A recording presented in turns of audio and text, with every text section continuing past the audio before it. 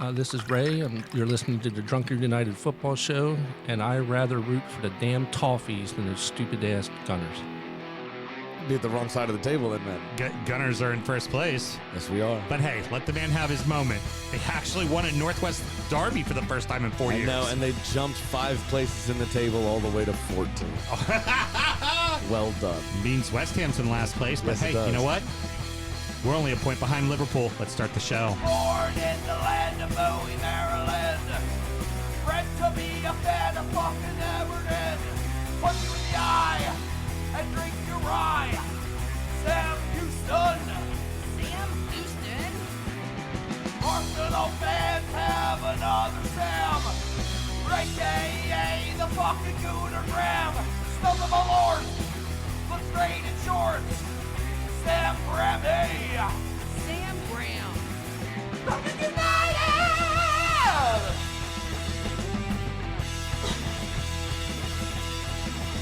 Fucking United!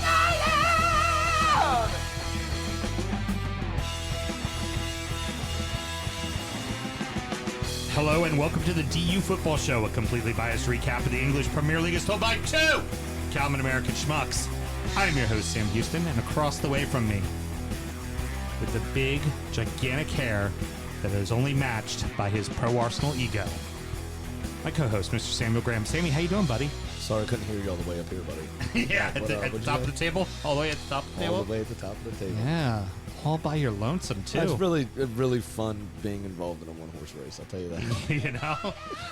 Much like last year when you were bottom of the table at 0-3, this isn't going to last long, Sam. It's not going to last We long. have a favorable run of games for a little bit longer. And then it's all going to come crashing down.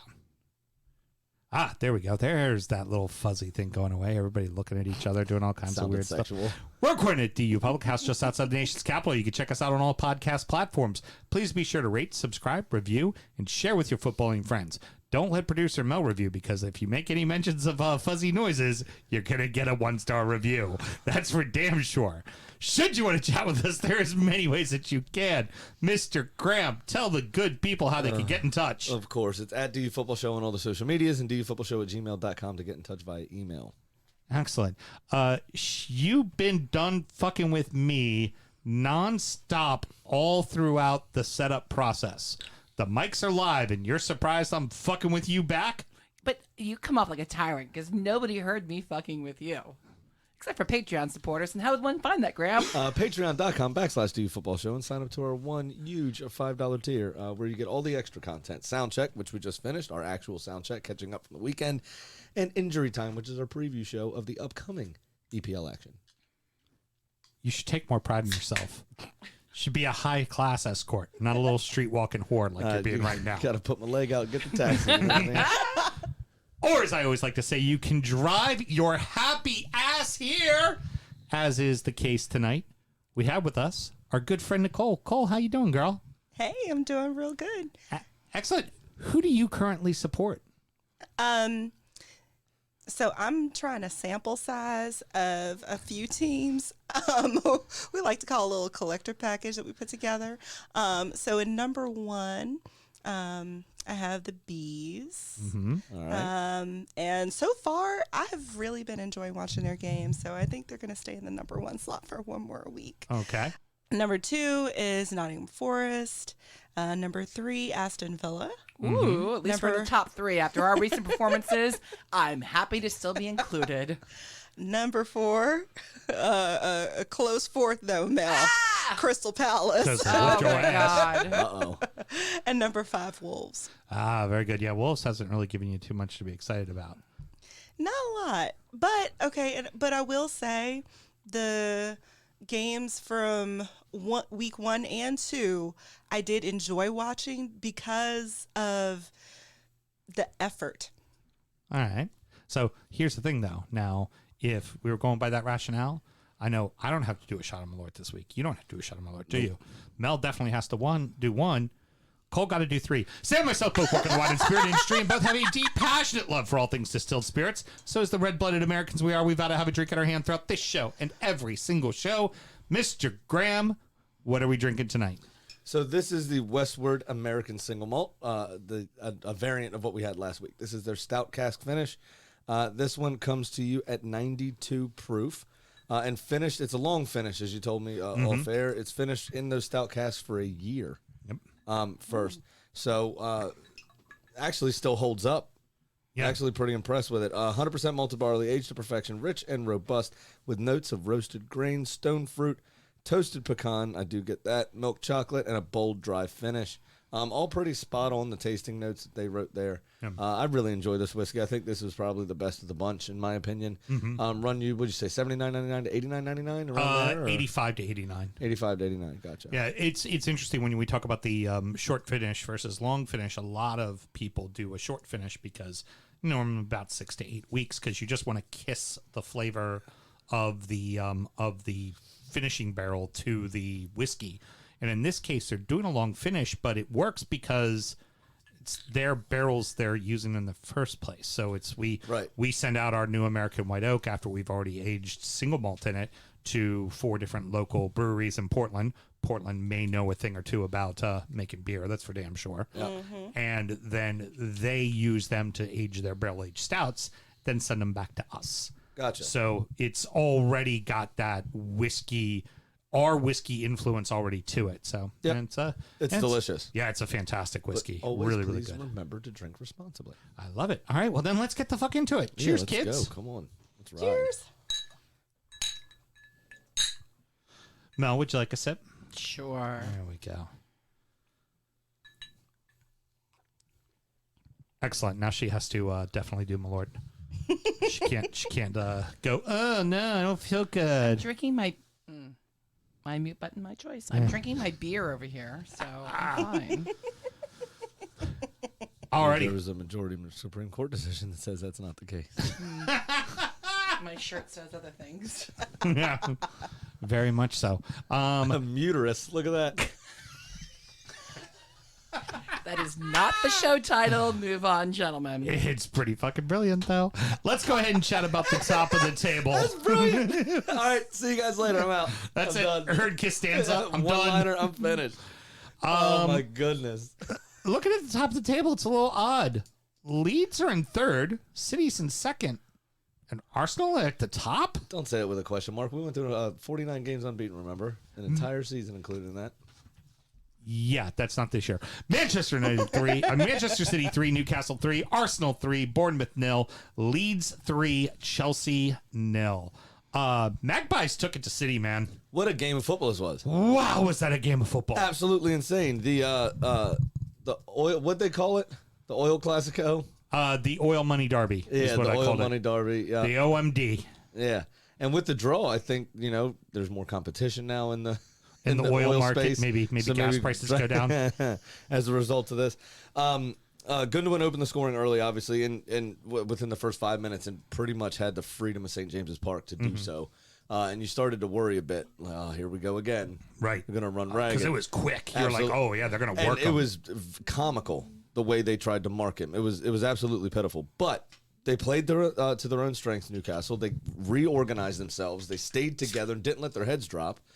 And they gave a very, very good account of themselves. The first goal was obviously kind of bundled over the line by Miguel Almiron. Say what it was. He used his dick to put it in the back of the net. Yeah, it was by the length of a Paraguayan's dick. He threw his dick at it. It was fantastic. And what I especially loved afterwards was the shithousery. There was you know what happened with Riyad Mahrez and Jack Grealish last season? Mm-hmm. Jack Grealish was kind of making fun of Riyad Mahrez and said to him that he played so poorly that day he had to get substituted off because he was playing like Miguel Almiron. There was a young Newcastle supporter there that said, "Hey, Miggy, can Grealish get your shirt?" on a sign, and Almiron found him after the game and gave that fan his jersey. Fantastic. Which I is love pretty it. good. Yeah. Even better. He doesn't score often enough like he did in MLS, but he does score important goals for them, and he works ever so hard. And he's kind of integral to everything they do. I thought Alan St. Maximin had himself a brilliant fucking game. He's probably the best I've ever seen him play. I was going to, two people that were worth mentioning. You already said on one side of the ball, Kevin De Bruyne, and as the game went on, you just know that oh, that's the best player in the fucking world. Yeah. It's just not even debatable. He's the fucking best. I mean, after Gabriel Jesus, yes. But then you also look at what Saint Maximin did.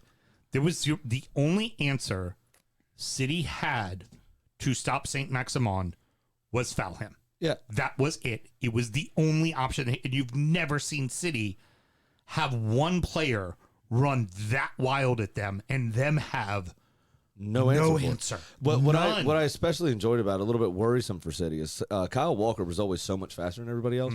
Not particularly the best defender on the field ever, but always has the recovery speed to get back. Yeah. He couldn't even catch St. Maximin. No. And he just he's on the wrong side of 30. I wonder if he's starting to lose a little bit of pace. Now, I know Maximin is especially fast, but I just wonder if Kyle Walker's losing half a step.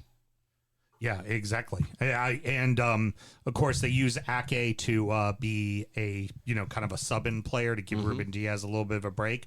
He ends up getting hurt. They have to bring in Diaz. Diaz never got into the pace of the game, and we're talking about one of the best center defenders in the world. Yeah, he could not get into what the pace of the game was, and that's what ultimately led to the second goal. And when it's what a finish. When it's 2-1 Newcastle, it is deserved. Oh yeah, 2-1 Newcastle, and it was a fantastic finish from Callum Wilson. Very composed. I think he goes underrated as one of the best finishers in the league, and he just doesn't get the service.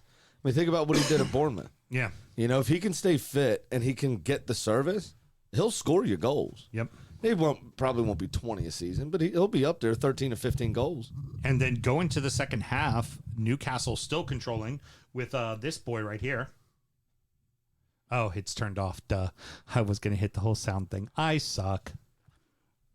Didn't you tell me? Yes, I at the did. very I did. beginning, and there was this whole thing. I did. Unmute it. Hashtag Linton, Joel. There you go. Now you can mute it again Yeah, that was worth it. and edit it in post. Just made some more work for yourself, little Missy. Means it's definitely staying in here.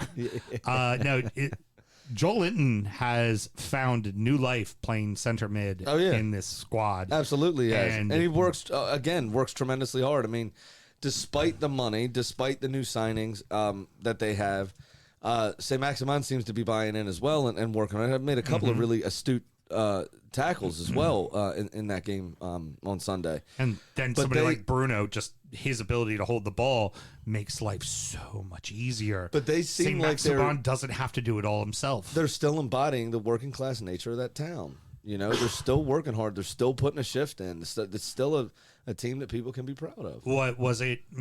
I just have to know for you while you're watching the game. That foul happens, the ball gets lined up, and you see Trippier lining up over top of it. I was like, that's a goal. Before he even kicked it, I was like, that's going in the back of the fucking net. As soon as the referee placed the ball where the foul was, like upper 90s. I was like, this is it. Yeah. Get done. That's what you remember, the great parts about Trippier before Mourinho ruined him at Spurs. At Spurs, yeah. Yeah, and just like, yep, there you go. And there it is. Shipped him off to Atletico, remember. And there was 3-1. They're killing it. Cruising. But City always had that in them. And again, back to De Bruyne, why he's the best player in the world, because he's not going to let that be drop points. He's going to find a way. He's going to get, unlike somebody else that we'll talk about in the next segment that couldn't find that second goal despite not playing well, couldn't find a way to get a draw. Correct. City finds a way to get a draw. 2 goals in 4 minutes, one from Holland, of course, and then Bernardo Silva. Yep.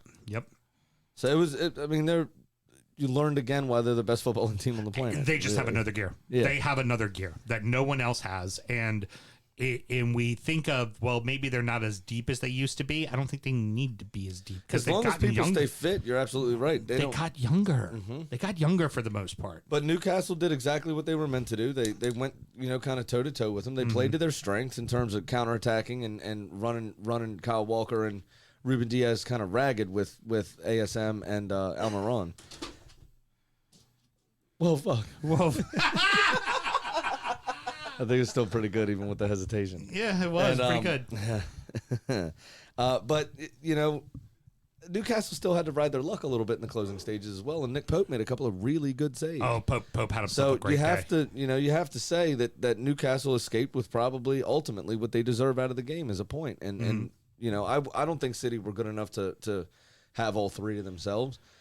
I thought Newcastle played excellently. Even if you play a picture perfect match, it doesn't necessarily mean you're gonna get all 3 points against a team like City. You're Correct. just not. So you take what you get and you be happy with it. They you didn't know? necessarily do anything wrong for those other 2 goals either. Yeah. No. The not City's at all. just that good. Gunners are on fucking fire, man. They are. I mean, City is valiant runners up. Da-da-da-da-da-da. Saliba. That's what I'm talking about. We're supposed to do that randomly throughout the Yes. show. Is that how we're supposed to do it? Yeah, I love it. It's bad when there's a song that's almost as annoying as when my people keep singing Spirit of the Blues over and over and over and over, to the point where at halftime,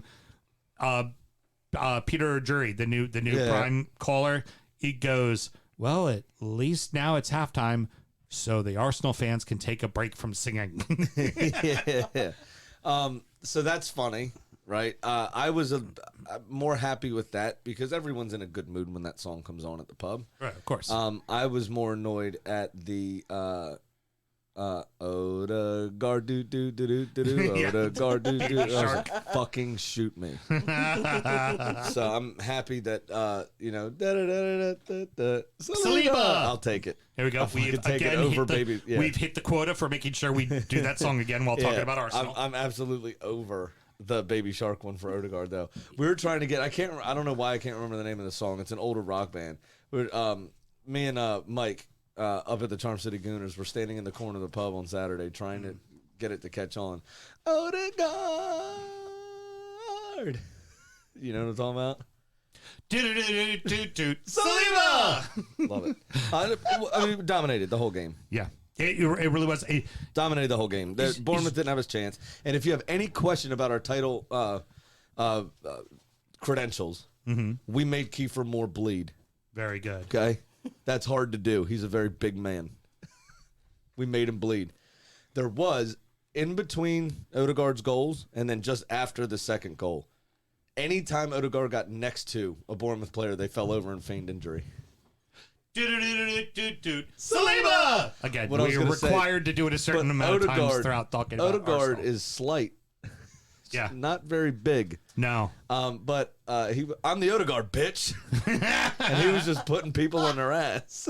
It was great. How Fucking can juggernaut. how can one player be so completely re-energized and completely change a team the way Gabriel Jesus has done in this short period of time already with Because Arsenal? he's being played in his natural position. He's being played in his natural position. He's being allowed to express himself. And he's got a team that he is the focal point of. I told you I was worried about how Holland was going to fit in at City because they've been a team for so long that plays without a focal point. Right. And he is a focal point kind of player. Right. So I wondered how that relationship was actually going to work and how long it would take to bed in. Now, luckily for City, they've obviously figured that out. He is scoring goals already. Right. But Jesus also helps for being, 8 foot 20 inches. Yeah. It manages to also run like a 2.140. it only takes 3 steps. All he's doing. Like how the fuck? Like you just. It's like when someone's really gorgeous and then really nice and then really intelligent. You're like, no, that shouldn't be allowed. You look at Holland and you're You know like, who else is all no, those things? no, shouldn't be allowed. What? Saliba! All right, let's get to it. That goal was fucking nasty. Oh my god. Yep. It was like the soccer gods looked down and went, all right, they're singing to him constantly. We need to give him the perfect opportunity to put one just underneath the post. I mean, It was fantastic. gorgeous. It was fantastic. fantastic. So gorgeous. I love it's just the responsibility of the players is different. If you look at, over the last couple seasons versus these first 3 games, they all are. There was the Odegaard's second goal, for instance. The ball came into Jesus, kind of a poor touch to be honest, but still could have gotten onto the end of it. Odegaard just had the confidence to fuck it, I'm taking it, and just whipped it into the far corner. Right. And Jesus was happy for him that he took it off his foot and put it in the back of the net. Just arms raised, hugged him immediately. Yeah. The spirit within the team is good, and everybody looks like they're taking responsibility for their action. And the fans are responding to that and getting behind the team. I told you last week with the own goal. They immediately clapped him. And then off the kickoff, 4 passes, makes its way to Saliba's foot. The entire stadium standing ovation. Like, we got you, son. It's all right. Don't worry about it. You know, it's been a joy to watch, and he deserves this. It was fantastic, that goal. Really quick to the Cherries, completely uninspired. Smith did get his yellow card, but that doesn't count because he gets a yellow card every week. So his doesn't count. But the rest of the team completely uninspired. I mean, there wasn't even like the start of the second half. You thought there'd be like a push. They were scared of Odegaard, Sam. I told you that. At the 20, he's the Odegaard, bitch. At the 20-minute mark, you start with da-da-da-da-da-da, Saliba! And it went till the 95th minute. Yeah. Non-stop. As fans, home fans, you gotta start, like, make some noise, be behind your team. Team on the pitch, fucking fight, pretend like you fucking care. Absolutely. Scotty's already called him out on it. He called him out on it before this match. Good. Scotty Parker already did. Oh, his own fans. Yeah. There you go. Walk-in Burberry ad. And whatever that sweater company is with the little 4 stripes. Something or another. Yeah. He's got to be. It was hot. It was hot again. Wearing it again. I don't know why he's doing that. But it also still didn't perspire. He's also just, but I mean. You think he had his sweat glands lasered? He seems like the type that would do that. Fucking pretty boy. So easy to look at. He's so easy to look at. Like, he's just like, oh, wait. Oh, hold on. Well, now Scotty's this one was a talking. bit more form-fitting, and he is looking a little gone. He needs to eat something. It looks like his face is chiseled out of stone, but it's set on top of his beanpole. Oh, wait. Da-da-da-da-da-da. Saliba! He needs like da-da-da-da-da cornbread. Fucking eat something, you skinny bastard. All right, so look, it's Palace, it's Leicester, and it's the Cherries. If you're going to be a team that's rivaling for Champions League or even rivaling for battling for a top spot, these are the games you have to win, right? Yeah, and these are the games traditionally we don't. Look at Brentford opening game of last season. We walked into a fucking cauldron. Yeah. A little bit of a different situation. But yeah, I mean, these are the games that we would drop a point. Yeah. You know, Leicester, we would have drawn last season instead of won. Start of the season, it's only their second game back up in the Prem at Bournemouth at the Vitality. Yep. That should have been a hornet's nest you walked into, and it was nothing. It just wasn't, yeah. Oh, you're doing what you're supposed to do, and obviously the ultimate answer is how do you do against the teams around you. But should have been a hornet's nest, and we walked in there with a fucking torch. Lit that bitch on fire. But anyways, happy with the performances so far, obviously, as a supporter, and you're just going to try to ride the wave and enjoy it while you can? Oh, no, we're winning the league. Okay. We're winning the league. I wore this shirt especially for today. Before we move on. It's got my It's All About Me hashtag on the back. Before we move on. Da-da-da-da-da-da. Saliba! There we go. We've covered the amount of times we're supposed to do it. Leeds execute a picture-perfect game plan. Oh, man, I forgot to mention. Between those first 2 games that we covered, there was 9 goals scored, and there was none other than that. So if we're going to play the hits, we may as well mention Southampton. Well, we'll get to them, and they did not lose 9-0. That's right. It fucked my fucking bet, man. Yeah. Fucked my bet. That was supposed to be the easy part of the bet, not the hard part. That's right. Leeds just executed a perfect game Talk plan. about a game plan. Yeah, it was Jesus. fucking awesome. Because it wasn't like Chelsea didn't have the ball. They pretty much had the ball the bulk of the game. Oh, yeah. I've never seen a team get beat 3-0 where they basically They dominated. had 62% of the ball. Just owned it. They had 62% of the ball. But it was Koulibaly, for all of the wonderfulness of his performance last week, was absolute dross in this game. What are you doing? Well, that first foul on Aronson where he grabs him and pulls him down, like, you didn't even need to do it. No, he wasn't even. it didn't make any He wasn't sense. even in open field. It was just like oh, I'm just pulling you to the ground because I just want to let you know I'm going to be here all game. Yeah, but well, then that you put got him yourself sent off later on. Exactly, Yeah. and honestly, should have been sent off sooner than that. Probably. He got at least 2 times where the ref likes to do to. They say there's no preferential treatment. There's preferential treatment. We'll get to a little bit of that in a second as well. Is you just the ref looked at him a couple times and went, now, one more, do it again. And he could have, if that was again a one of the non-Big Six sides, they wouldn't have gotten that warning. It would have just been second yellow send off before halftime, even. Right. You know, but Leeds, as you say, exploited their space and their chances really well. They were outpossessed as we talked about, 62-38, like right around there. but they still had a majority of the chances. They had more shots on target than Chelsea did. They had more shots overall than Chelsea did. Yeah. They were very, very good value for money, and they were ruthless. And Jesse Marsh celebrated the first goal more than he did the other two. Oh, yeah. It was amazing. He ran over to Tuchel, kind of, like jumped and landed like right on midfield so he didn't cross over into his space. And full on, just full-blooded celebrate. It was fantastic. Well, Marsh also said in his presser earlier that week, they'd asked him about Tuchel being on the sideline. He was like, well, he got a red card. He shouldn't be on the sideline now, should he? Mm-hmm. Except for he was, because he got what was called a touchline ban, which, again... Well, yeah, he could still be in the stadium. No, he was in the box. He couldn't step onto the touchline. Oh, that's weird. So he was in the box with the players. That defeats the whole purpose. Back when Wenger got sent off a couple times, he was up in a box, and they had like officials sitting with him to make sure he didn't communicate with the team. Carlo, remember, for just going, hey, I don't agree with the way you called the match. Off your pop, old man, and he had to serve a suspension. But start a fucking fight on the sideline. And now you say that too. Conte was there too. They both received reds. Conte was on the sideline as well. They rescinded Conte's red because it was because the actions of Tuchel is ultimately what started everything. They recognized Tuchel as being the instigator. Oh, okay. But still, it's like if this was Vieira and Bruno Lage, they'd both be serving a match ban and being in the stands for a game. I don't know about Vieira because the FA's terrified of him. I'm pretty terrified of him too. Yeah, it was. I mean, Ted Lasso really has them organized very, very well. I'm very impressed. Great hustle goal from Aronson. He actually lost the ball.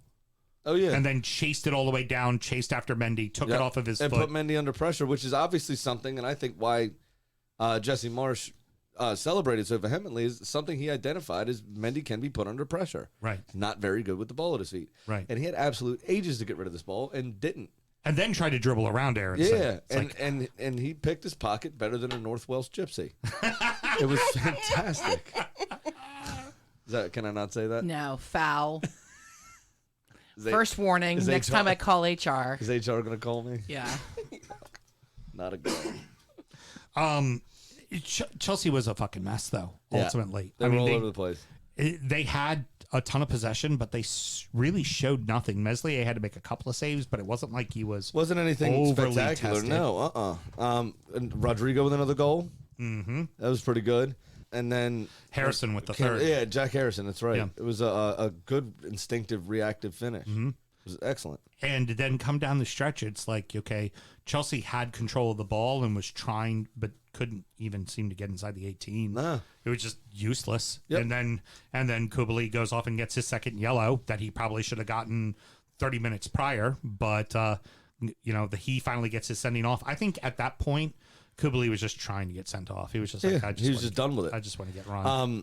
I did enjoy that We call that pulling a gram, by the way, when you just want to get that red. Oh, and get run. just to stop for the day. Yeah. You can't, too much pride to quit. Yeah. But I'll put myself in a position where I don't complain anymore. Don't sub me out, coach. I'm just going to get a red. Yeah. And affect the whole team because it's all about me. Rodrigo and Jack Harrison assisting each other. That was good. They obviously have a good understanding, and it doesn't look like they're missing Patrick Bamford very much. No, not one bit. Which is good because I think he's out for a month again. Yeah. Because I think it was a hamstring. Yep. In that first game. I don't know why. But in all of the wonderfulness of the celebrations, Jesse Marsh did look very American to me.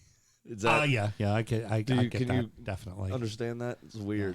It was the first thing I said. Was it? Sam goes, "Oh yeah, it was great." He goes, "This one where he just tipped it in." Oh, Aronson, where he tipped it in. Yeah. The arms and it's like his arms are up as he's tipping it in, and I'm like, "Oh, how very American." Yeah. How very American. I don't know why it seems that way because I've seen other managers obviously do shit like that, and they just don't look as doofy. No. Yeah.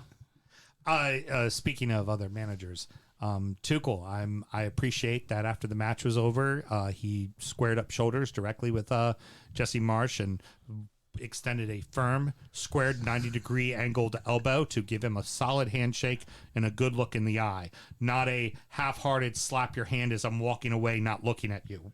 He definitely definitely didn't do that, Sam. He definitely didn't do that, except for he fucking did that. So after all this whole, you look a man in the eye when you shake his hand after a match, little fucking punk did exactly what he hated other people doing. Sure, he just didn't want to make sure he didn't overextend the length of the grip, which is what he did last time. Didn't want to get did himself the complete opposite. Didn't want to get himself in trouble again. Yeah, exactly. It's by the way, after he made that whole remark, Twitter universe had a picture of him after dropping points to Burnley, doing the same thing to Dyche, like looking away, smacking his hand, like, okay, sure thing, asshole, keep it up, keep it up. A manager being a hypocrite, big surprise. Final question, we'll get out of this segment. How bad is it, do you really think, for Chelsea? Not that bad. I think they'll still be in and around the top 4. Yeah, you think they could manage it? Are they going to get the striker in? Is it going to be Aubameyang? It could be, because Barcelona still haven't registered Jules Koundé. They still need to clear some wages off the books, and Chelsea seemed like the only team that really could pick up those wages. And also, with that being said, just being the ultimate pessimist that you are as a gunner, does that in itself, knowing that it's a London club, does that just worry the shit out of you? Like, of course he's going to be like the fucker that scores the goal that makes sure we, come in 3rd place or 4th place. Oh no, yeah, he'll score against us for sure. Yeah. And he'll probably celebrate. Oh yeah, he definitely will. But no, it doesn't really bother me, because he hasn't exactly been pulling up trees at Barcelona for real. I mean, he's scoring some goals, but his performances are relatively abject, which is why they went and signed Robert Lewandowski instead. So I am a little excited to see if he's fixed his attitude by the time he gets to Chelsea. Something tells me that he probably hasn't. Hey, one more thought. Da-da-da-da-da-da-da. Saliba!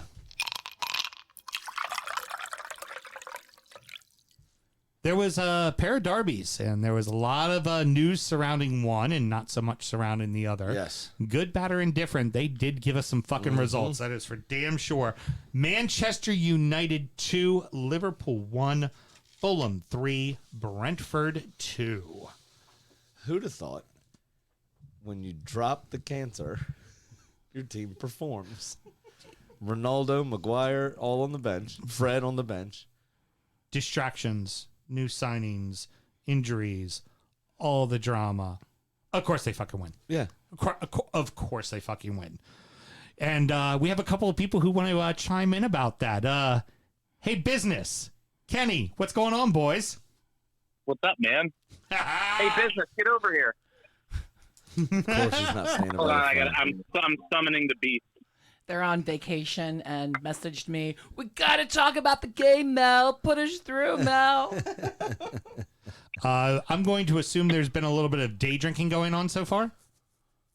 A fair amount. There we go. Like to hear that. I'll let you all get into it, but I'm going to give you my one-liner from this game real quick, and that is that a blind squirrel finds a nut every once in a while. Yeah, no shit. Pretty much how I felt about that game. Yeah. Business. We played Liverpool's 3rd string team. Yeah, there was no Darwin. There was no da-DA-dada-DA-da, whatever his name is there. Yeah, we played the 3rd Liverpool team and barely eked out a win. Yeah, Thiago didn't play. Yeah. Business is doing well, isn't he? Oh yeah. Here's a thought for you, Sam. This was something you had brought up about the first 2 games. Go ahead and ask Ken about that. What you were saying pre-show when we were talking about it. I don't remember what it was. About the first 2 performances and then this performance. This, if I were a United supporter, this result today would make the first 2 make me even more pissed off about the first 2 weeks. So it's like, oh yeah, absolutely. Defensively, Liverpool had their full complement of players. So you mean to tell me that they're no better than Brentford's back line? No, it's just that Ronaldo doesn't fucking care. It's just that, Fred's a maniac and doesn't actually play football. He just goes helter-skelter crazy. Why? Liverpool did not have Matip or Konate. They had Joe Gomez. And twice early, United exploited that, had 2 runs right up the middle and split them. I mean, I think Van Dijk was very uncomfortable. Joe Gomez was starting for Liverpool prior to Koundé coming in. He would start on any other team in the Premier League, really. Yeah. Joe Gomez is a good player. Van Dijk was there. Alisson was there. Andy Robertson was there. Hey, They just didn't look good together. we forget the following. We do forget the following. They are playing a 3-man defense because Trent Alexander-Arnold is really a right wing. Yeah, that's fair. Yeah. Oh Also- my God, he is not a defender. We're talking about that. We're like, dude, you should just exploit that left side. And Alonga had his way with him in the first half. Oh, absolutely. That's right. And then, Alonga took it to him. Yeah, and this week at the training ground, Zelda came in and stole the Ocarina of Time. So I'm not sure how you're supposed to fucking prepare for a game. Oh my Hey, goodness. did you guys talk about how Malaysia had Salah in his back pocket all day? Salah got a goal. It was a garbage goal, but Malaysia played very well against Salah, and I don't think Luke Shaw gets his job back. I don't think Luke Shaw gets his job back either. No, he's gonna need to work very, very hard to get back in that team. I think Ronaldo too. Well, I think that you saw today that, okay, it finally worked for Ten Hag, and now he's actually got a little bit of power now to be able to hold against the players that haven't been working hard. Did you see it every time the camera cut to Harry Maguire and his big dumb face? I just giggled. I just Sitting there giggled. with his giant ass forehead. The slab head. Here's a question for both of you boys real quick is, do you think Maguire and Ronaldo just had their final match in a Manchester United kit? I don't think so. I think Maguire is still going to get opportunities to play because Moran can't stay healthy. Yeah. And they have no. I mean, who else do they have outside of Maguire on the bench that's going to play center back for them if Moran goes down? Yeah. And he goes down every. And I was asking Kenny earlier. I don't know this. What is Man United's asking price for Ronaldo? They said he's free to go if somebody buys them. What's their asking He price? only has a year left, so it's got to be somewhere around 2025. Yeah, it can't be much. Can't be It much. can't And be the problem much. is going to be the wages. He's on like 500,000 a week. Yeah, nobody can afford to pay him. Right. That's why he ultimately moved on from Madrid.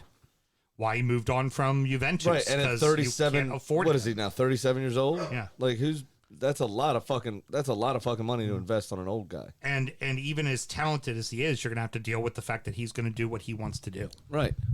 He does what he wants to do. He doesn't drop back. He doesn't play team football. I mean, he's a great player. Let's not forget the fact that he's a great player. He's one of the best of all time. I don't discount that. I just don't think he fits in Man United's team right now. Ten Hag wants to play a game where everybody's going 100 miles an hour. He doesn't 100% of the time.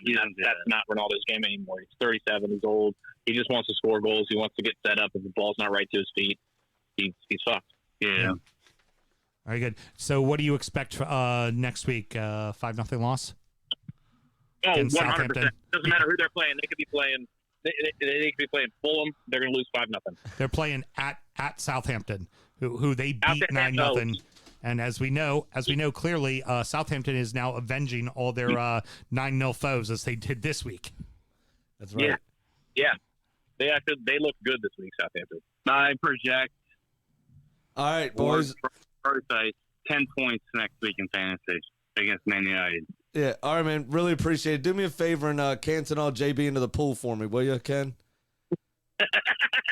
Hey, JB. Why don't you tell me one more thing?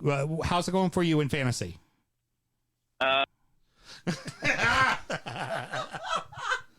Gotcha. I love doing that bit, and they listen, and they know it's coming. Right. They know it's coming. Every time someone calls in, we do it. United finally beats Liverpool for the first time in 9 in it. Yeah, 4 years it's been since In the league. Yeah, in the league. They did have an FA Cup win, maybe 3-2 or something Hey, like that a couple years ago. they had that Indonesia Cup win this That's summer. right. Yeah. That's right. 4-0 in preseason. Can't take away Southeast Asia, baby. Can't take that away. 4-0 will always stand. Well, you were just telling me off air how you'd like to take Southeast Asia away, but it's fine. JK, That's JK. wrong. JK. Here's one that's worth mentioning. It's very simple for Liverpool. They are decimated with injuries right now, and that has a lot to do with it. But this is not your normal Liverpool. There's still key players out there on the pitch, and they're not performing. You've now talked about it 2 weeks in a row. Let's talk about it a third week.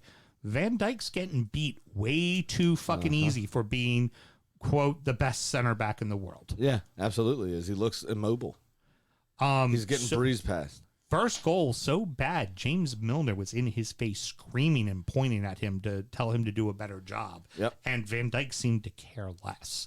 And if there's anybody on the pitch, in fact, if there's any one person in all of football that is allowed to yell at anyone else on the pitch, it's James fucking Milner. James fucking Milner. He's allowed to do that. Yeah, but that's to the rest of the world. Everyone else gets that. Do you really think a Dutchman's gonna get that? No, he's too literal. He won't understand. He doesn't get it. They're gonna end up being top 4. Heck, they're probably going to end up being second. But still, this is bad. Oh, yeah. It's a terrible start. It's not the way you want to start. I'm really enjoying being 7 points clear of them. Yeah. That means, right, Liverpool could beat us 2 more times this season, right? When we play them, they could beat us. And as long as we win the rest of our games, we still finish above them. Suckma. Straight up. All right, let's get into one of Cole's teams. Yes. We had ourselves a West London derby. Mm-hmm. Finally, in the Prem, Brentford and fucking Fulham. Yes. It delivered, man. Oh, it absolutely delivered. That was a hell delivered. of a match. Now, there was only one really funny thing to take away from this. Okay. And that was Ivan Toney doing the Metro celebration, it getting chalked off, then he scored again, and it counted, did it again. Mm-hmm. Only Jamie Vardy has that level of not giving a fuck shithousery in the rest of the league. But because of that, I actually wrote stuff for this one. Go ahead. And then I'll let you guys do what you want to do. Bobby D. Cordova-Reid opened the scoring after just 40-odd seconds following a helter-skelter situation in the box with a missed kick, no less. A big-time header from João Palhinha put Fulham in charge, 2-0 up after just 20 minutes. Too bad this wasn't Man U, or Brentford may have had more confidence. Wait a second. Christian Norgard put Brentford within 1 at halftime with a bee sting of a volley. Holy hell, he caught that sweet as honey. Ivan Toney drew the bees level after holding his defender off well. Good work from Mbeumo and Wissa. It wasn't to be, though, as Mitro. To be, though. As Mitro, Fulham's ever-present EpiPen, stopped the shock of anaphylaxis and gave them a win with a great header. Fantastic. Thank you. Well done. Appreciate it. Fantastic. I had to create the funny on that one. So Cole, how familiar are you with the concept of what a derby is? I've been listening to y'all show for about a year now. So. Cool. Very good. But it was a West London derby. Yes. Mm-hmm. And so I can say with a little degree of confidence, this is probably going to be my favorite derby just because West London holds a special place in my heart. Oh, it's awesome. One of the few places that I've been in the world where I went and was like, yep, I'm home. I'm good. I can hang out here. Like, Yeah, we went to the bridge and we were like, oh yeah, this is really fucking nice. And we stayed over that side of London as well whenever we go over. Yeah, it was like, this is really, really, really fucking nice. As I always stay over that side near Hyde Park, just like a mile or so north of Stamford Bridge. Yeah. I like that part of London a lot. mm-hmm. What all have you enjoyed in the first 3 games with Brentford so far? What have you liked about them as a side? The same thing that they brought to this game. They're a come-from-behind team. I'm starting to get the sense just this season, and that's something that I value in a club or in a team. Unless they play Manchester United, then they're just well on top. No problem. Nothing to see here, folks. Okay. But I mean, I've always been the type of person who kind of rooted for an underdog, and I mean, they fucking deliver. Just the aggressive nature of the defense, and I mean, the strikers just. The format that they start out with, I love how adaptable it is. I think that they do really well when it comes to defense, and they don't stop. They just they go for that second, third, fourth effort, you know, and it's really sometimes a nail biter, like the game with Fulham this week. But sometimes it's just sailing on. Man, you know? What I do like about them, and that's an interesting point, is they're a team that has character.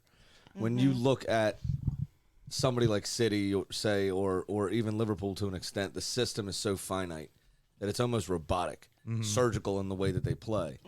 Where Brentford, there's a lot. The team itself has a character, that you can see play out in their actions and in the ebbs and flows of a game, where you don't really see that when things go bad, like what happened with Newcastle, like what happened with United today for Liverpool.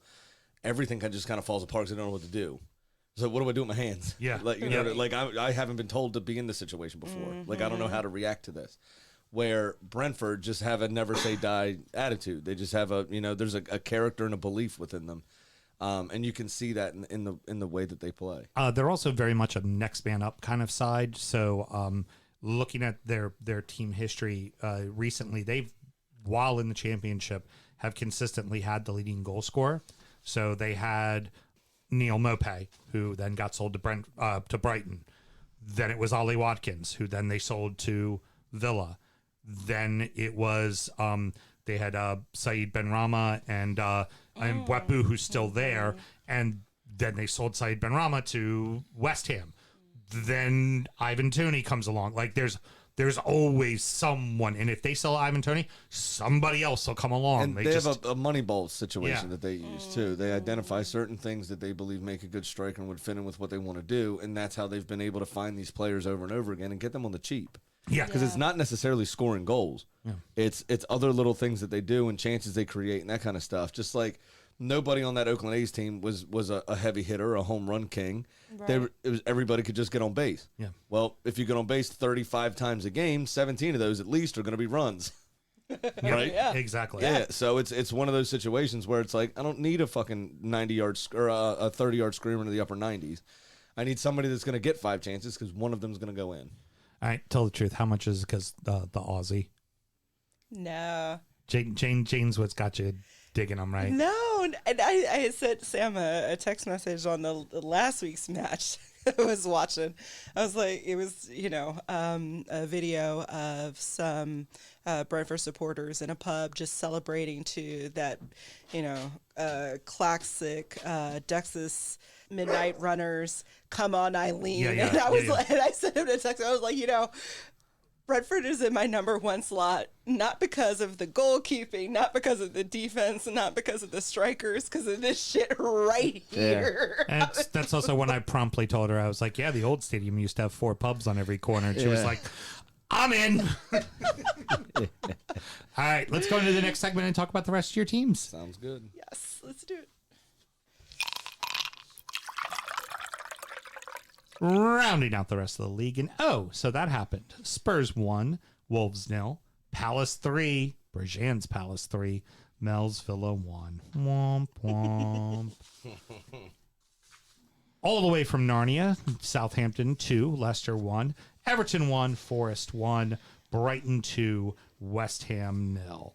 Ugly win for Spurs, but it fucking counts. That's all that matters really for them, is that it counts. Wolves was the better side. Yes, they were throughout most of the game, but they don't have a tip to the spear at the moment. Jimenez, when he came in, looked a little bit braver than he has done. So his headgear has gotten a little smaller. So I think he's starting to find his feet again, but I don't know that he's going to be prepared to be the number 1 striker at Wolves again. Mateus Nunez, the new signing for only just getting at the club, had a major impact. And I think decent, once he gets bedded in, that'll help a lot of their trouble. Do I think it'll solve everything? No, but, Oh, and by the way, hey, Sam, would you be surprised to know that Mateus Nunez, Portuguese? Shocking. Go figure.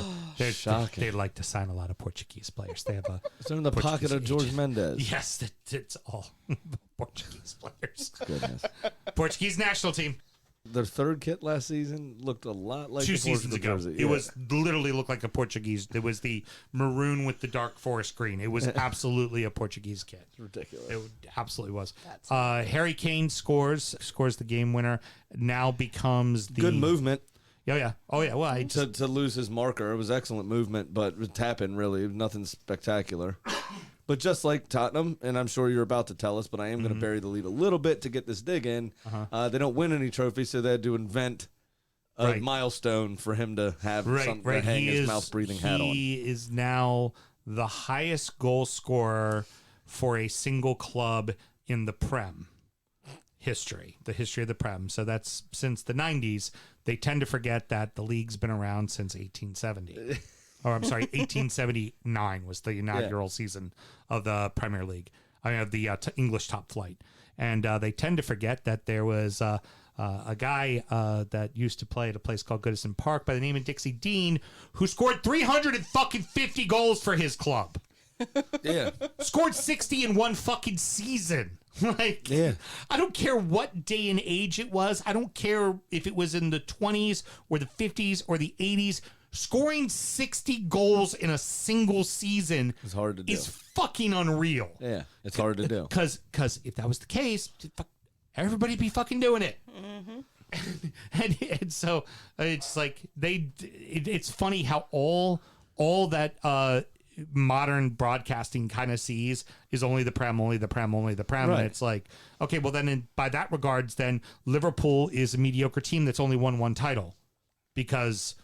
And you would forget that they had an insane rivalry all throughout the 80s with Manchester United and Everton, and won a crap ton of titles back in the 70s and the 80s. Right. You know, Absolutely. our dog is fucking going nuts. losing it. Moving on to the next match. Allow me to grab a glass here. Oh, I mean, right now. Let's take a break right now. Because somebody went over to their mother's house to watch the Palace match, and Palace whooped fucking Villa. It was not fun watching it with the Jan part of Berjan. You know what I'd like to bring that group of supporters back up? Actually, I wouldn't be disappointed if Cole started supporting Palace just to make them more palatable. Because it's Jan and Brad already. Yeah, you would make them a little more likable. Yeah. So yeah. Mel, your thoughts? I had thoughts. Please, thoughts. Go ahead. So apparently, one of Gerard's locker room rules is abstinence. Yeah, before a game. Yeah, because Villa's not fucking Villa's anymore. not fucking. Oh, I get it. Get it? Yeah. Yeah, maybe I should try that joke again. Yeah, it's. Sorry. That was a good one too. I was with you on the joke. You know that's like a real thing. A lot of coaches, that's why they stay in hotels away from their family because they don't want them fucking the night before. Because apparently it takes you 3 days to get your core strength back after you nut.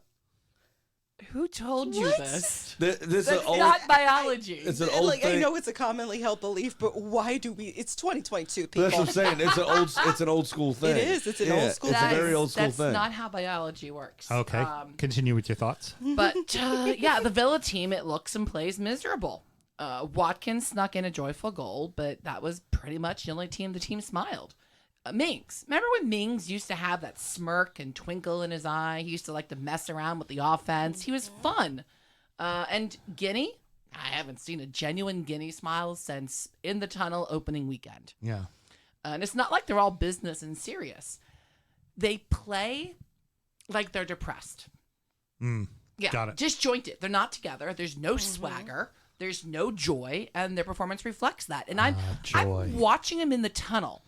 It used to be you'd have Martinez with like a shit-eating grin up there, you know, McGinn smiling around to everybody, and they just look like they're terrified to go on the pitch, and they're miserable to be there. And that's not how Villa plays. Yeah, Mings definitely looks like he's lost his fire. Like being stripped of the captaincy at that young age is tough to deal with, I think. And it looks unpopopular within the squad. I think she's absolutely right. Yeah. And everybody likes McGinn, but I think McGinn even feels pressure, and he's not doing his normal shithousery, and everyone just looks sad. The captaincy can change people. Yeah. How long of a leash do we think Gerard has? He'll last till at least the World Cup, I would imagine. They'll give him some time to get it right. The other thing I would note about Palace too is Douglas Luiz is injured, isn't he? You mean Villa? Yeah. Or about Villa, yeah. Isn't Douglas Luiz injured? He's on the bench, but he's recovering from an injury. Well, yeah. So I think he brings a lot of balance to that midfield and allows McGinn to go express himself. And I think without him, a lot of those players are kind of handcuffed trying to do the job that he does. And I think that's kind of hurting them a lot in these opening couple of weeks. Yeah, it's not been fun yet. Yeah. Why don't you go ahead and do that shot? Well, where is it? Oh, it's right in front of us. What makes the losing bittersweet, though, is that listener and friend of the show, Brad Parker, Crystal Palace supporter. He was at Selhurst Park for the game. About a dozen Crystal Palace DC supporters all went together. Oh, awesome. We're out there. Wow. Yeah. Yep. That's very cool. That's pretty good. So Palace scored some cracking goals. Yeah. Cracking. That's the right word. Yeah.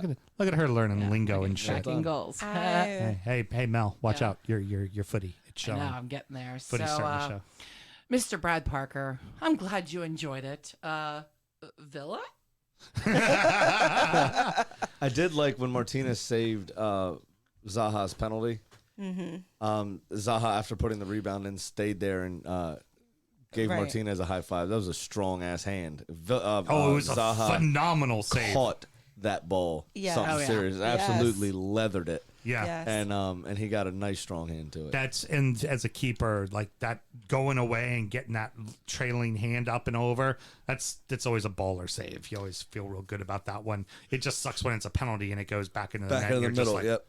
Yeah. all right, well, fuck you. I did everything right. Yeah. What am I supposed to do? Oh, speaking of Mings on that one, Mings was hustling his ass in from the side to try to get the rebound. I don't remember who it was. Was it Ramsey? Whoever was in the center just stood there. Yeah. Just stood there. They could have gotten there. They just didn't want it enough. And Mings wanted it, but he just couldn't get there fast enough. One more note on the Jan part of Berjan. She's got a little bit of a thing for Wilfred Zaha. She loves her some Wilf. She likes his smile. She's like, his smile. I like his smile. Look, he's got a great smile. Okay, also he's got crazy eyes though, Jan. Look out. Like He does have That crazy does eyes. it for I her. think he's I another think that's one. it. He's another one I think that needs to eat something. His face looks so skinny that it almost looks like a skull with skin on it. You could have a sandwich. You know what I'm Don't saying? be afraid to have a sandwich. Like he's just that skinny. Like Gareth Bale looks like a gorilla, right? We know this. His face is just shaped like he's still a Neanderthal. Like he just evolution didn't get to him yet. Zaha looks like a skull. Yeah.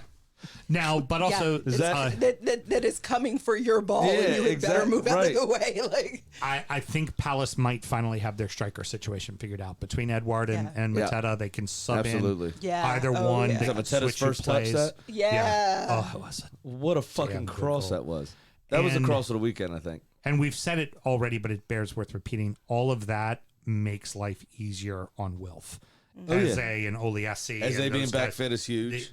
He got cleaned out once or twice. But it just makes a huge difference. And Zaha doesn't have to carry the entire team on his back. Yeah. And this team is just improving week by week. This is exactly what they did last season. Yeah. Just kept getting better. And now they're doing it earlier. I expect a top 10 finish out of this side. Agreed. I really do. Anything short of that based on these first few weeks, I think it'll be a disappointment for them for real. I agree very much so.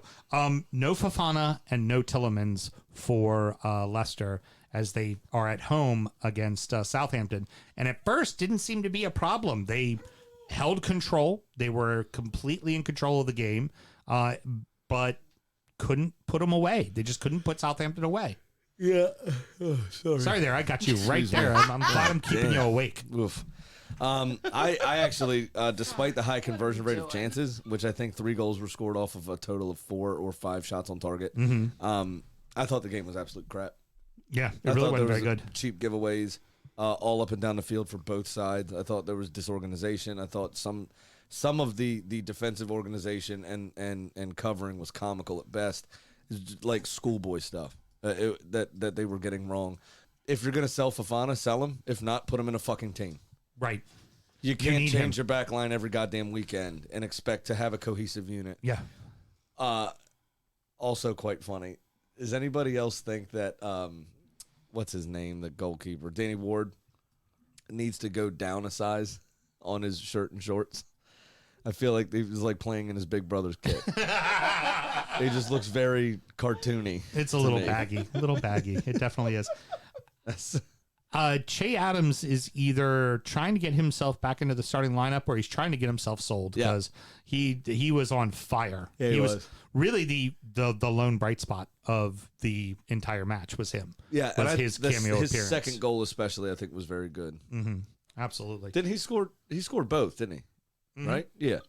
His second goal I thought was brilliant. Yeah, he scored both of them. James Ward-Prowse, excellent delivery. You got to cover James Ward-Prowse faster than that. I mean, that's just a ridiculous. You can't leave him in that position with the ball cleaning his foot. Exactly. Stupid.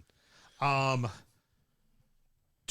have the better of the chances, but it seemed like, for the most part, Forest kind of just capitalized on the mistakes, and that's why they got the 1-0 lead. Like, it felt like Everton was the better team, and it didn't really seem like Forest was all that organized, but Forest find themselves up 1-0 at the 84th minute. Absolutely. I said the same thing last week, and I'll say it again.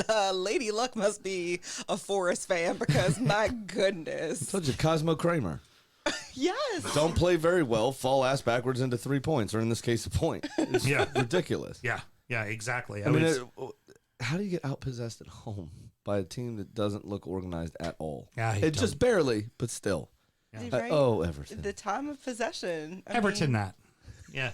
It was definitely they definitely had more of the possession, but that went back and forth at times too, because it seemed like so overall I think the stats were like 51-49, but still it's like you should be 60-65% against a team like Forest. Right, exactly. I do have a question for you. Mm-hmm. How long does he last?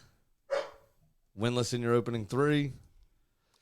Have you scored a goal yet beside Damari Gray? This was the first goal, wasn't it? I think he's like Gerard. He's got till the World Cup. Okay. He's got to the World Cup to get it right. It's the obvious thing. They've got to get a striker in. You know, you had Rondon out there, and then Rondon apparently only has so much in the tank, even though he played longer minutes for he is a tank. But he played longer minutes. He played like 80 minutes for Ecuador in international play over the summer.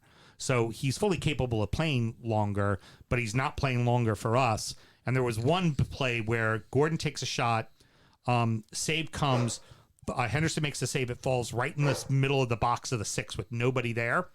And it's like, you know who would have scored that? Dominic Calvert-Lewin. Any striker on the fucking planet. And what did we not have out there?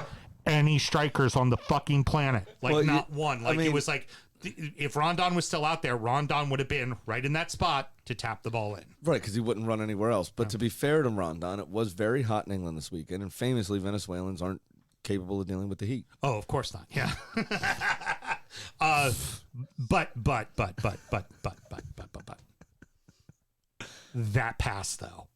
Yeah, it was good. That pass. I was telling Mel about it because Mel loves in NFL, like the big long bombs. And I'm like, that was the long bomb. And it just like went right over Damari Gray's shoulder. One bounce touches it around the keeper, back of the fucking net. How you fucking doing? And he took the shot very early, which was excellent on his part too. He didn't let the keeper get set. Mm-hmm. Dean Henderson was running. He was still running when Damari Gray took that shot on, which is why he wasn't able to get down very fast. But it was an amazing touch to bring it under control. And then the pass was ridiculous. That's why he's still in the England squad. Alrighty. Final match to talk about. Seagulls, yet again, all over the irons. They seem to have the fucking irons number. Yes, they do. And it wasn't even close. But kind of unfortunate. Welcome to the side, Kara. Yeah. Quick penalty, not good at all. Yeah. And we overlooked it last season because West Ham did so well in Europe. This is more like what normally happens to the team that has to play Europa or has to play the McRib Cup. But now they start very slow, and it can be a bad snowball effect. To be fair, Thursday, I think only 2 players survived from Thursday's starting lineup. Yeah. So is that really Did that really affect the first team? Yeah, You know what I mean? They won that game as well, but they did it with their second, third string. Right. So why you would change up, you started to bet in the strike partnership. He played with both Cornet and Skamaka on that Thursday night match. And then here goes right back to Antonio in a lonesome one-man front line. Yeah. What are you doing? Yeah. You know, I mean, I don't know. I heard a joke from a pundit on the radio earlier that I thought was funny. I was going to try to pass it off on my own, but I'm going to tell you, I'm going to give some credit, I guess. He still has the ferryman in him. Mm-hmm. Very much so, the ferryman over the river Styx in him. It's like Venom, right? But like Venom always lives within you. And it seems like he started the season with that kind of ferryman mentality because he hasn't betted in a ton of the new players. I think he's got a new center back as well, still sticking with Dawson and Zuma, who this match did not have cat-like reflexes. Right. Well, it was Kara who was the. It was Kara was the other one. Was the new center back that got the. But it's like, why is Skamaka making 15-minute cameos? Why is you're sticking with the system that is clearly stale? It's clearly not working. Honestly, you know what it really is for West Ham? The Dildo Brothers. Smokey got all optimistic, so now they're fucking it off. Oh, of course, absolutely. Sure money. You know what I forgot to mention real quick? What's that? Which is annoying. Uh-huh. The advantage that was played by the referee when Pascal Gross had that great flick to Leandro Trossard. Mm-hmm. If that was Dino, he'd have celebrated. Do better, referee. Do fucking better. Yeah, okay. Exactly. This segment, as you all know, is us putting in our surefire bets that are guaranteed to come out based on our vast football knowledge. Yeah. How'd yours go? I lost. Yeah, Again, I did too. 0 for 2 this season. Yeah, I did too. I missed on mine because fuck you, Leicester. Yeah. Jesus, the easiest task in the world, beating Southampton at home, and you couldn't get that fucking Couldn't get it done. It's annoying. I just wrote fucking Scousers. Go ahead and feed the Dort Spirek couple losers. Both of those teams didn't do me any justice. You know, I have whatever happened to 9-0. Oh, Narnia. Nice. Sweet. All right, Sammy, why don't you tell us what you have this week, my friend? Alrighty. Well, obviously. Isn't there a sound cue supposed to get played here? What's that? No? It does eventually. Okay. Yeah, I point to her. She hits the key. It's the whole thing. I build up to it. Last week we missed it. Or week before No, we 2 missed weeks it. ago we missed it. Last week we nailed it. Okay, thank you very much. We're back to driving the bus. Mr. Graham, sip on whiskey. Daddy's got this part, okay? All right. I miss on what was the easiest part of the bet, and Kenny fucked me all the way from Narnia. So I'm now down 2 bills, and not in the good way like weight loss. Big Sam's Lock of the Week. 0% of the time, Graham, it works. 100% of the time, baby. I got similar statistics on my side. Those are odds you could get behind, aren't they, Cole? Oh, they are. I know. Absolutely. That is what people love, a solid, consistent streak like a sure thing. All right, I'm going to take a Sunday 2-game parlay with a couple of road dogs, Mr. Graham. I'm taking West Ham to beat Villa for their first win of the season. Don't drink and drive, everybody. Exactly. And Newcastle to beat Wolves. That will earn me $764. And I think those are both winnable matches. I think they are, absolutely. I think that's a sensible bet that has decent odds to them. Which means I won't hit it and I'll be down $300. Exactly, 100%. And, you know, as we always like to do here, is we're a very charitable show. We're very inclusive group of people here. As long as the women don't pipe up too much. It's we've given Pat a bit of a head start. This will be his first bet, and we have him live on the telephone. Yep. Hey, buddy. Hey, how's it going? Hey, what's going on in your world, man? Oh, man, just getting ready to go back to work after 18 days off, man. It sucks. What, were you on disability or something? You all right? Nah, man, I just take 2 weeks during the summer. Hey, Mr. Graham, he has official music. Let's official intro. Let it play. And now, it's time for our degenerate gambling friend Pat's Pick of the Week.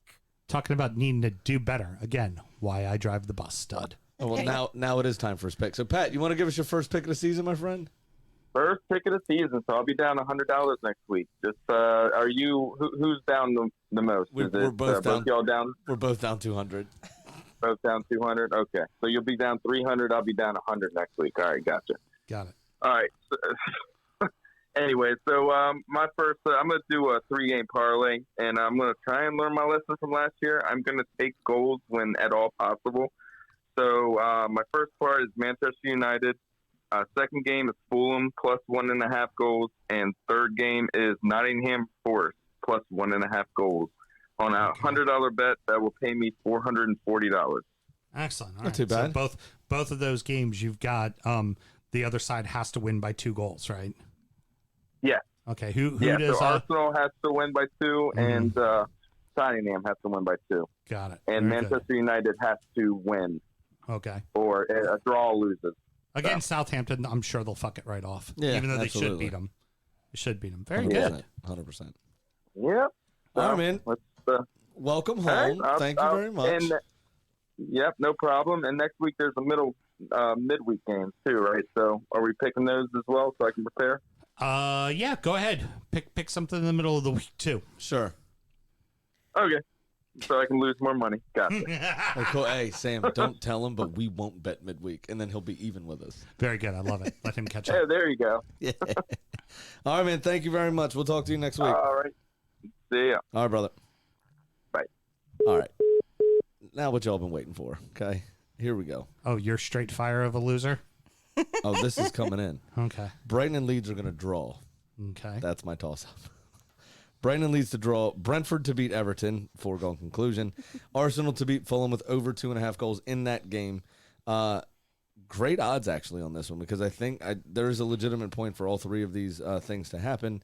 I've got plus $1,249. Oh, there you go. Yeah, and I think they all could happen. Brighton and Leeds, both pretty good start. I think that could be a score-in draw easily. I mean, Brentford are decent. The town of Liverpool's kind of close to Manchester. Maybe they'll mistake it and destroy you. And then Arsenal always play well against Fulham. Yeah. Except we're playing at London. We're playing at Brentford. Even worse for you then. Yeah. Oh, definitely even worse for us. Yeah. No doubt about that. All right, awesome. There you go. So that's pretty good. But you know what's going to help your bet? What's that? There's a certain fair-weathered, feathered little poultry prognosticator. Wow. That might also have that same game. We have a chicken.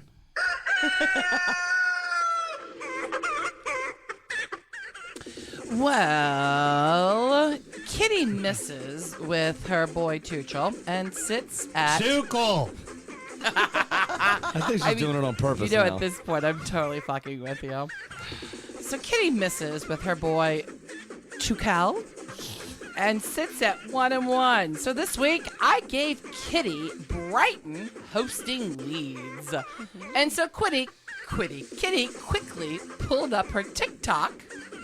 Yeah, your chicken's on TikTok. I don't know if you're monitoring that or not. It's pretty cool. That's a hard sentence to say. TikTok. Why do you think I write it that way? And She's an excellent cold shared reader. a video of Leeds and U.S. men's national team midfielder Brendan Aronson. Aronson. That's what I said, Brendan Aronson. It's A.A. I'm an Ronson. Aronson. I'm an excellent reader. Definitely watch Wapner. I watch Wapner. I'm really good at cold reading. I cold read the best, yes. Collaborating with the Seagull. And the video was straight fire, boys. That's Seagull. How about that? Now, I'm a touch confused as to what she's picking, because the Seagull is a Forest Green Rover supporter. Naturally. I heard that about the Seagull. Yeah. But because the bird is the mascot of Brighton, it looks to me like Kitty is picking a draw. Huh, how about that? Smart bird. You know, very smart bird. Yep. Means she's definitely going to miss her bet because you're going to... No, she'll hit it. It'll be the only part of your bet. Yeah, you that hit. hits. Yeah, right. Well, a kitty is a smart bird, and one of the smartest things she does is reminds people to gamble legally and responsibly. Championship corner! I've fallen, and I can't get up. Oh, no! We already have championship midweek games. Because why? The championship. Yep. So I'm going to just breeze through a couple of highlights. Norwich won 2-1 over Huddersfield as they continue their terrible start to the season. Swansea and Millwall drew 2-2. QPR lost 1-0 to Blackpool. And there was a game postponed. Does not say why. I didn't hear that earlier. On Wednesday, you had Reading beating Blackburn 3-0, and Sheffield United beating up on Sunderland 2-1. West Brom and Cardiff 0-0. Everybody go for a sausage roll. No problem. Over the weekend, we had Norwich winning again, beating Millwall 2-0. On Saturday, then you had Blackpool and Burnley playing to a 3-3 draw. Apparently, Vincent Kompany not valuing defense as a manager, just allowing a free-for-all. Wigan actually beat Birmingham 1-0. QPR shared the spoils with Rotherham 1-1. Reading beat Middlesbrough 1-0. Sheffield over Blackburn 3-0. And Sunderland beat up on Stoke 1-0 away from home as well. West Brom then put 5 past Hull, 5-2, that one. And the lone game on Sunday gave you Bristol City beating up 2-0 on Cardiff. That brings the very early table to Sheffield United being in first place on 10 points with a +5 goal differential. Watford in second, Reading in third, Blackburn in fourth, all on 9 points. Only goal differential separating them. Sunderland are in fifth with 8 points after a pretty good start to the season. Down in the relegation zone, you've got Coventry, Middlesbrough, and Huddersfield, all on -1 or -2. But everyone in the championship has at least picked up a point. Oh, okay. Very good. Which you can't say about the Premier League. West Ham has not picked up a point yet. Nope. Very good. Very good. So there you go. That's your championship roundup. Love it. All right. Well, that's going to wrap it up, boys and girls. Sammy, any parting words? Not really this week. We have midweek games next week, so make sure you tune in Tuesday. You get an early injury time if you're a Patreon subscribers. Patreon.com/DU Football Show. That's how a classy escort does it, you see? And then you get another injury time previewing the weekend's action as well. So make sure you head over to the Patreon and check that out. The DU Drip Shack is up. DUDripShack.com. All the links are in the bios of the socials at DU Football Show. Pretty easy to get to. Got a lot of really cool stuff on there, so check it out. But I think Mel had something to close the show. I mean, it's great that you've completely done my outro, but that's fine. Oh, well, that section's mine normally. It's my buck to pass, okay? Yeah, well, normally I throw it to you. And Hey, Mel, throw it to Sam when you're done so you can say goodbye to everybody. I will. So this week, producer Mel has a cunt of the week, and it might be the entire state of Utah. Okay. But not for reasons that normally Utah is. Just kidding. Kind of. So apparently last year during a championship, it's said to be a soccer match, but that is still a rumor. The parents of the losing team, and this was a girls' soccer match, were quite upset because there was no possible way this very talented performer on the other team could possibly have outclassed and outmatched their precious little baby girls. Mm-hmm. So, of course, naturally, they accused the person of being transgender and opened up an investigation within the school government to find out the actual gender of the child, because naturally the only thing that could possibly beat their children isn't talent, it's testicles. Wow. It's really hard when she forgot to shave her 5 o'clock shadow, is all I'm saying. It's fucking terrible. Adults are asking for genital checks on children pricks. in high school. All jokes aside, they're absolute fucking pricks. It's ridiculous. They're asking for genital checks. They're asking for genital checks. Like, that's just... Yeah, the people that are screaming about grooming and save the children now want to inspect said genitals of the children. Pull down her pants, prove she's a girl. That's what they're saying. These are But also, these are the same motherfuckers who want to talk about just participation trophies being bad. I'm like, oh, so your child actually lost, and now you want to what? Change the results? Apparently that's it. Maybe Apparently all results are up for debate now. All results are up for debate now, regardless of who We're not actually accepting won. the outcome of anything anymore. So I'm here to announce the DU Football Show was in fact the best podcast voted by the Maryland Podcast Alliance, because I said so. That a girl. Love it. If all results are up for debate, let's start debating some. Well, and that's the guy who runs that might be a little right-leaning, so he probably lives in that universe. Yeah. Okay, great. Yeah, we were best show. Hey, Sammy, you won best host. Thanks. Well done. I appreciate it. Oh, I'm best producer. Oh, no, well, yeah, no doubt about In that case, Nicole's best guest. Heard. Let's just give away all the that. Oh, wait, Sorry, but thank you. Nicole, we do need to check your genitals. Yeah, make sure you're So you might not be best producer, I'm going to need you to show me your vagina, please, and then hit your uterus, if you would. Oh my God. Hit your uterus. You already gave her a mute button that proves she has one. Yeah, they're children, people. Let the children play. Let them have fun. Hey, but remember, don't have a fucking gosh. pizza party at the end of it. Yeah, don't get Or the don't give lizard orange people slices. will know where to go. Oh my God. Don't hand out second place awards. No, don't do that. No. God, it'd be terrible. Change the Olympics. No silver medal. No. All right, well, Cole, I hope you're enjoying your journey thus far with all your new teams here in the Prem. I am. I mean, it feels, it feels good to have a lot of teams that I might possibly maybe support one day. Yeah. Sounds like a lot of sexual partners for somebody trying to get married. Just saying. Should you be saving yourself for marriage? Wow. Nope.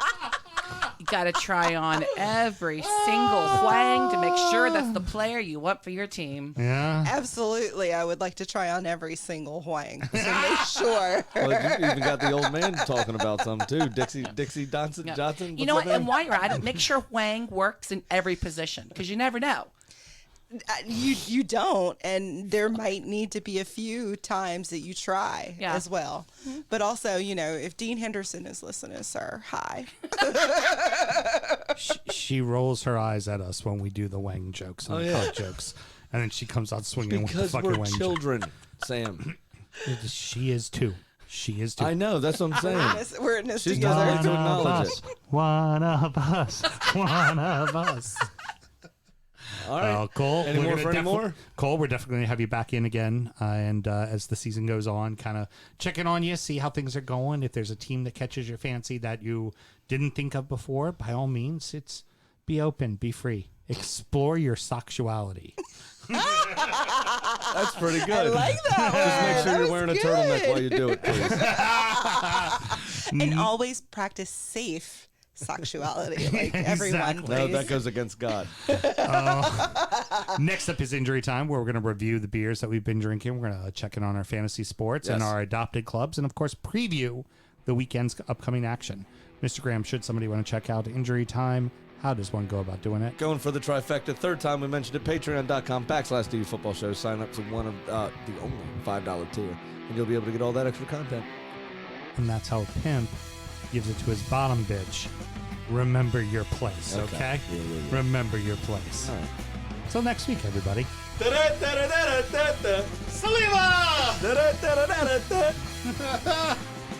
Born in the land of Bowie, Maryland. Bred to be a fan of fucking Everton. Punch you in the eye and drink your rye. Sam Houston. Sam Houston. Arsenal fans have another Sam. Right day, the fucking Gooner Graham. Stump of my lord. Look straight in shorts.